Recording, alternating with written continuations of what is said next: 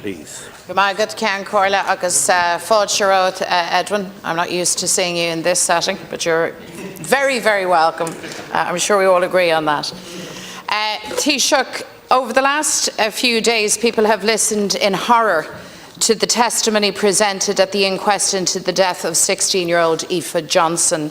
Epha died in University Hospital Limerick on December the 17th, 2022, and the inquest is ongoing and we await its verdict. We have heard that on that fateful night in 2022, when Epha presented to the emergency department, it was under enormous sustained pressure. The senior house officer on duty that night has said that nursing staff were overwhelmed with patients seeking treatment. She said that staff were left in an impossible situation due to the severity of overcrowding. Staff shortages were a huge issue. And again, the doctor said that the emergency department was not a safe environment for patients. Epha had presented with suspected sepsis, so time was of the essence. But she was left waiting for 13 hours, lying across 2 chairs as a makeshift bed, before eventually being seen by a doctor. There wasn't even a trolley available for her.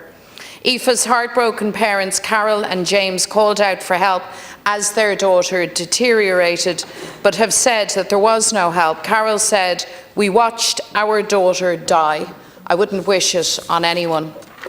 Taoiseach, I raise Aoife's case because it speaks in the most heartbreaking way to the depths of the crisis at University Hospital Limerick. The chaos in the emergency department that Aoife and her family faced that night is what faces patients and staff all the time. The hospital's full overcrowding alert was enacted every other day last year. Just let that sink in for a moment. This is a hospital operating at permanent surge capacity, and the surge is every single day. UHL is in a constant state of emergency because it simply does not have the level of staff or beds it needs to deal with demand. The result is chronic overcrowding, persistently high trolley counts, and people denied healthcare with thousands of appointments cancelled every month. Taoiseach, the hospital is short 200 vital staff. The panels are in place, but staff cannot be recruited because of your embargo. The blocking of recruitment when a hospital is on its knees just beggars belief. To get ahead of this crisis, the hospital also needs 288 additional beds, and it needs them to be delivered rapidly. And while your government has announced some limited measures, they fall far, far short of what's required. And the reality now is that staff, patients and the public in general feel very unsafe. Is mór an callúint I bós Epha Johnson. Thug sé léargas na fear contúirtaí a bhaineann le rófló dú an ospidéal na hUllscoile Limnach. Tá fear ahrú tastal a winter an van iarthar Madger le cuaram sláinte. Taoiseach, this cannot go on. The people of Limerick and the Midwest are at the end of their tether with the constant crisis in their hospital. They're screaming out for action, and they believe government is not listening. They want government to effectively address the crisis with speed and with purpose. So here's what you must do, Taoiseach. Firstly, end your dangerous recruitment embargo so that University Hospital Limerick has the staff it needs to meet demand. Secondly, deliver the additional beds the hospital needs with urgency to tackle overcrowding. And thirdly, and importantly, invest ambitiously in local out-of-hours community health services to relieve pressure on the emergency department. These 3 steps would transform the situation. Taoiseach, will you take them? Taoiseach, please.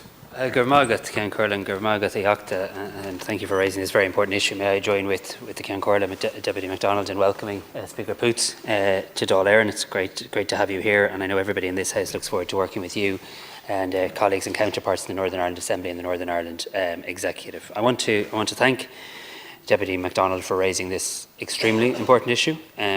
as she alluded to, I'm very conscious that the inquest is going on in relation to the death of Epha Johnson, and I, like her, don't wish to say anything to cut across that process. I think we'll certainly all have a lot to say when that process concludes. But let me, at the outset, express my deepest sympathies, and I know the sympathies of everyone in this House, to the family of Epha Johnson. I can't imagine their pain, their grief, their loss, in terms of the loss of a daughter, the loss of a sister, and the pain they're living with every day. As I've said, the inquest is going on, so I will refrain from commenting on that.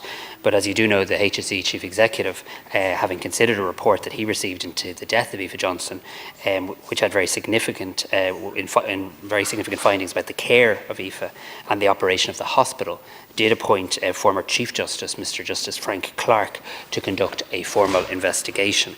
The outcome of that investigation, I think, is going to be very important. I'm sure we can all agree on that, in terms of informing any further decisions that need to be made. And in instigating this investigation, the HSE CEO quite rightly apologised unreservedly to Epha's family and moved to assure them that any issues raised will be investigated thoroughly, fully and without fear or favour. I want to add my voice to those sentiments. I understand the HSE expects that report from Justice Clark by the end of May, but of course it's important that he has sufficient time to fully complete that work and to deliver a good and robust report. Look, I fully accept there's a very serious situation in the University Hospital Limerick. It would be simply not credible to suggest anything to the contrary. But I do need to say that against a backdrop of, I think, legitimate questions that do need to be asked in terms of the level of investment that has been made in that hospital. Because let's look at a number of facts. So staffing at the hospital has grown by over 1,100 since the end of December 2019. So over 2,800 staff to now over 3,900 staff as of the end of February. This is a 42% increase in staffing levels in the hospital. It includes very specifically 161 more doctors, 49 more hospital consultants, 433 more nurses and midwives, and 116 more health and social care professionals. University Hospital Limerick now has more emergency department consultants than any other emergency department in Ireland.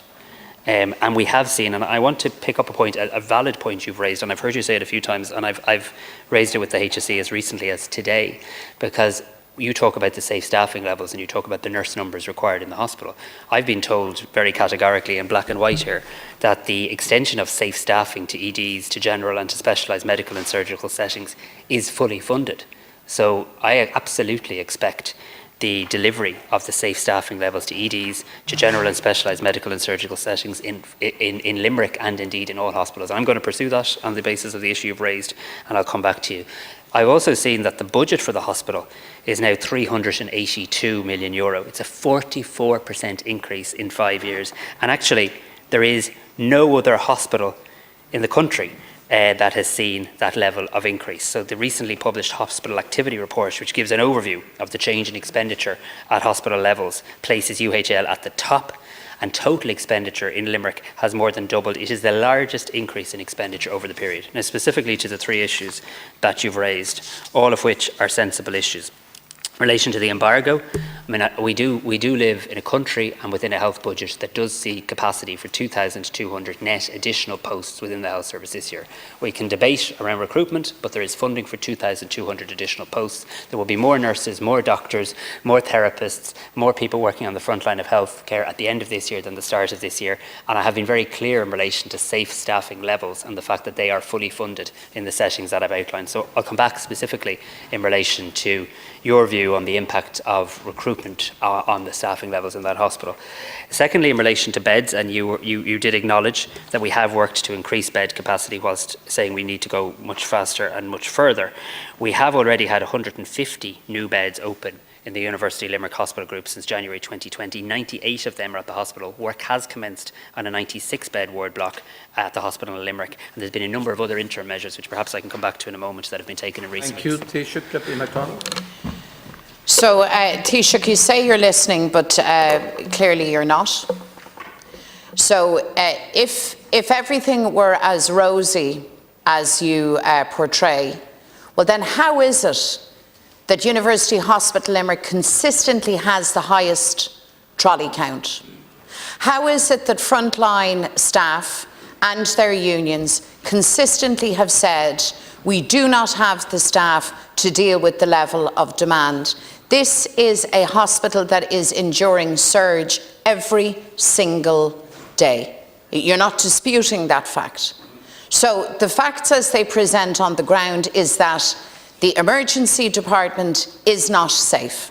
People do not believe that the hospital is safe, and that is a huge problem. The panels have been established. The additional staff is needed, and so too the hospital beds. But we have to start, Taoiseach, from a position of acceptance, because you can quote whatever figures you wish. We could go into the history of the closure at Neenah, the closure at Ennis, how regionally that created a huge pressure point at University Hospital Limerick. That's now in the past. We need to deal with the present. And in present circumstances, the situation is unsafe. So rather than trading numbers with me across the floor of the House, I would like a commitment from you that the recruitment embargo will end, that the additional staff will be recruited, that you will have a far greater ambition in terms of beds, and that you will commit to making this hospital safe again. That is the demand from Limerick and the Midwest. Thank you.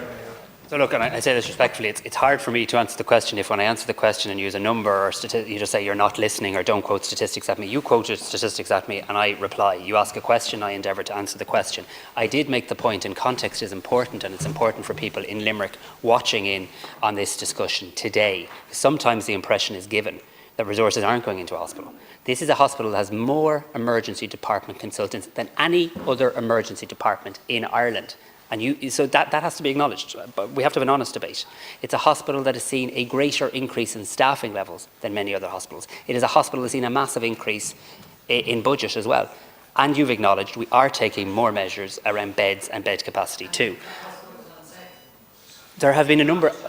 Well, hang on a sec. There's many people in that hospital every single day, and many incredible people working in that hospital every day getting very good treatment. And you and I acknowledge that. There have been...